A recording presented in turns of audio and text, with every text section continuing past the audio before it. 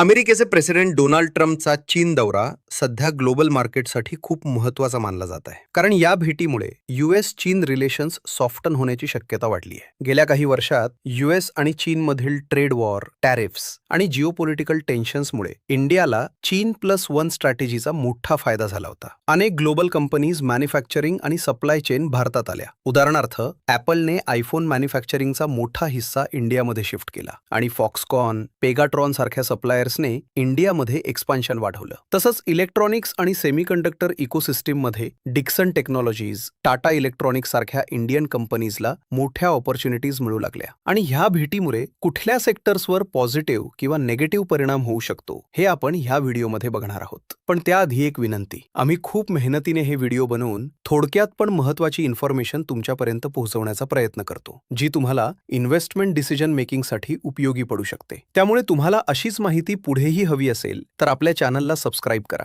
त्यामुळे आम्हाला असेच चांगले व्हिडिओज बनवण्यासाठी खूप मोटिवेशन मिळेल. आता वळूयात मुख्य विषयाकडे. तर सध्या या भेटीमधला सर्वात मोठा कन्सर्न म्हणजे ऑइल सप्लाय आणि मिडल ईस्ट टेन्शन्स आहेत. जर ट्रम्प चीन डिस्कशन्समुळे जिओपॉलिटिकल टेन्शन्स कमी झाले आणि इराण रिलेटेड सिच्युएशन स्टेबल झाली तर इंडियासाठी ऑइल सप्लाय स्मूथर्स राहू शकतात आणि क्रूड प्राइसेसवर प्रेशर कमी होऊ शकतं. याचा फायदा एव्हिएशन, पेंट्स, केमिकल्स, लॉजिस्टिक्स आणि टायर कंपनीज सारख्या सेक्टर्सला होऊ शकतो, कारण त्यांच्या इनपुट कॉस्ट्स कमी राहतात. त्याचबरोबर ऑइल मार्केटिंग कंपनीज जसं की इंडियन ऑइल कॉर्पोरेशन, BPCL आणि रिफायनरीजसाठीही स्टेबल क्रूड प्राइसेस पॉझिटिव्ह मानले जातात. पण जर टॉक्स फेल झाले किंवा टेन्शन्स वाढलं तर क्रूड प्राइसेस पुन्हा वोलटाईल होऊ शकतात, ज्याचा नेगेटिव्ह इम्पॅक्ट इंडियन इकॉनॉमी आणि मार्केट सेंटिमेंटवर दिसू शकतात. पण जर ट्रम्प चीन टॉक्स नंतर रिलेशन्स इम्प्रूव्ह झाले तर इंडियाला मिळणारा हा इनडायरेक्ट एडव्हान्टेज काही प्रमाणात कमी होऊ शकतो. सध्या मार्केटमध्ये सर्वात मोठी चर्चा ही आहे की ट्रम्प चीन टॉक्स नंतर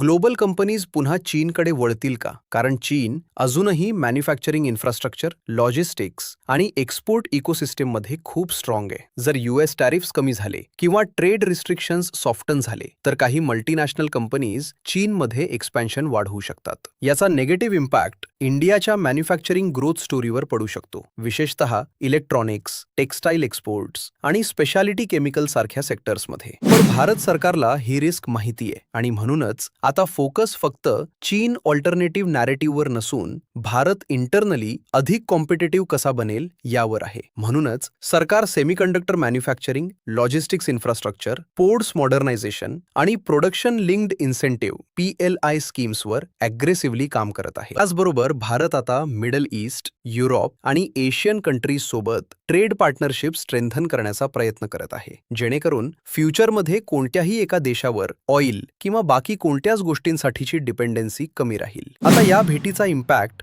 FII फ्लोज आणि सेक्टोरल सेंटिमेंटवरही दिसू शकतो. गेल्या काही वर्षात फॉरेन इन्व्हेस्टर्स इंडियाला कंपॅरेटिव्हली सेफर इमर्जिंग मार्केट म्हणून बघत होते. पण जर चीनबद्दल कॉन्फिडन्स इम्प्रूव्ह झाला तर काही ग्लोबल फंड्स पुन्हा चायनीज मार्केट्सकडे शिफ्ट होऊ शकतात. अशा परिस्थितीत इंडियन मार्केट्समध्ये short term volatility, especially large caps आणि मिड कॅप्समध्ये करेक्शन दिसू शकतं. विशेषतः electronics manufacturing, PLI beneficiary companies, specialty chemicals आणि चीन रिप्लेसमेंट थीम्सवर आधारित स्टॉक्समध्ये सेंटिमेंट वीक होऊ शकतात. दुसरीकडे जर US चीन टेन्शन्स कमी झाले आणि ग्लोबल ट्रेड सेंटिमेंट्स इम्प्रूव्ह झाले तर IT कंपनीज, एक्सपोर्टर्स आणि शिपिंग रिलेटेड बिझनेसेसला फायदा होऊ शकतो, कारण स्टेबल ग्लोबल एन्व्हायरमेंटमुळे इंटरनॅशनल ट्रेड ॲक्टिव्हिटी आणि टेक्नॉलॉजी स्पेंडिंग वाढण्याची शक्यता असते. म्हणूनच ओव्हरऑल पाहिलं तर ट्रम्पचा चीन दौरा इंडियासाठी इमिजिएट क्रायसिस नाही, पण इम्पॉर्टंट वॉर्निंग सिग्नल आहे. गेल्या काही वर्षात इंडियाला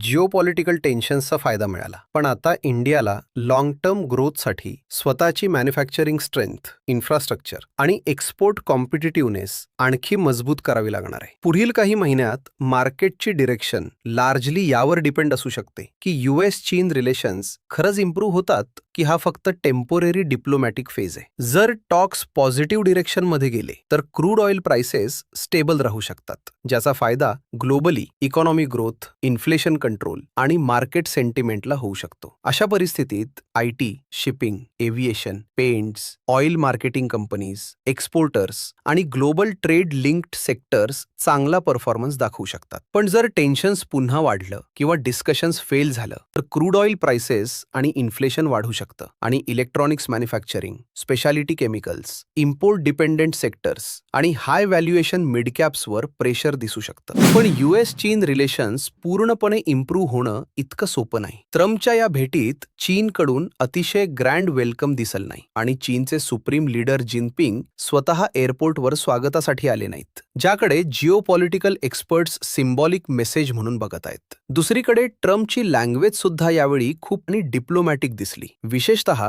1 वर्षापूर्वी टॅरिफ्स इम्पोज करताना त्यांनी वापरलेल्या ॲग्रेसिव्ह टोनच्या तुलनेत. त्यामुळे पुढील काही महिन्यात US चीन रिलेशन्स खरंच इम्प्रूव्ह होतात की फक्त टेम्पोररी डिप्लोमेसी चालू आहे हे पाहणं खूप इंटरेस्टिंग असेल. म्हणूनच इन्व्हेस्टर्सनी सेक्टर्स आणि स्टॉक्स निवडताना खूप केअरफुली अप्रोच ठेवणं महत्त्वाचं ठरू शकतं. तुम्हाला काय वाटतं? ऑइल क्रायसिस ह्या भेटीने कमी होईल का? कमेंट्समध्ये नक्की सांगा.